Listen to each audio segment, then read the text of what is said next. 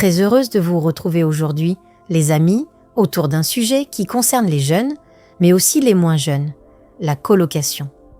En effet, avec les difficultés financières qui touchent de plus en plus de monde, certains adoptent ce mode de vie plus abordable.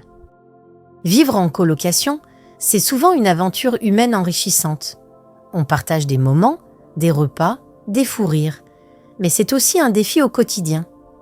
Car cohabiter avec des personnes qui n'ont pas les mêmes habitudes, le même rythme ou les mêmes besoins peut vite générer des tensions.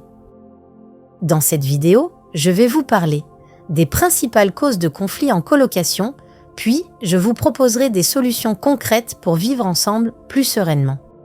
Que vous soyez déjà en colocation ou que vous vous apprêtiez à y entrer, ces conseils pourront vraiment faire la différence. Voici les principales sources de conflits en colocation. 1. Le ménage et la répartition des tâches. L'un des premiers sujets de tension, c'est l'entretien du logement. L'un fait tout, l'autre jamais rien. Ou chacun pense en faire assez, mais selon des critères très différents. Résultat, rancune, remarques passives-agressives, silence pesant. 2. Les rythmes de vie incompatibles. Certains se lèvent tôt pour aller travailler, d'autres vivent la nuit. Quand l'un dort, l'autre fait la fête, met la musique ou invite du monde. Cette incompatibilité crée vite des conflits liés au bruit et au respect du sommeil. 3. Le partage des espaces communs. Cuisine encombrée, salle de bain jamais libre, affaires qui traînent dans le salon. Quand les espaces partagés deviennent des zones de tension, chacun commence à se sentir envahi, voire agressé dans son intimité. 4. L'argent. Factures en retard, courses communes non remboursées, dépenses mal réparties. L'argent, même en petite quantité, peut devenir une véritable source de malaise si rien n'est clairement défini. 5. Le manque de communication. Souvent, les conflits naissent non pas d'un vrai problème, mais d'un non-dit. On accumule les petites frustrations sans en parler, jusqu'à l'explosion. Une simple discussion aurait pourtant pu tout éviter. 6. Relation avec les tiers. L'arrivée d'un petit ami ou d'une petite amie ou d'autres personnes extérieures peut également créer des tensions, surtout si cela affecte la tranquillité ou l'équilibre de la colocation. 7. Différence de personnalité et des habitudes.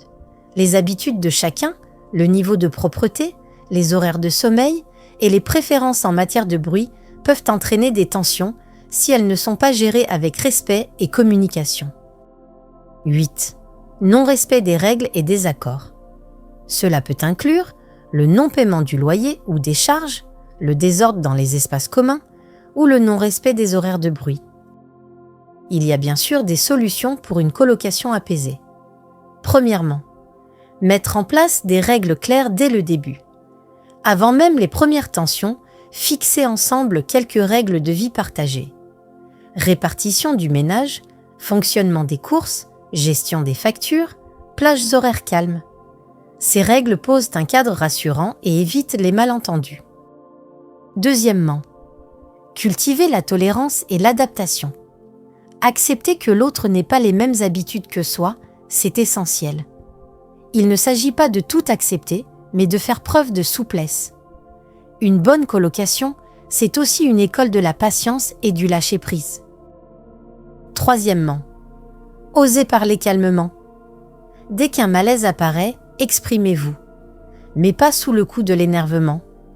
Attendez un moment calme, utilisez le jeu pour parler de ce que vous ressentez et proposez des solutions concrètes plutôt que des reproches. Quatrièmement, organisez des réunions régulières.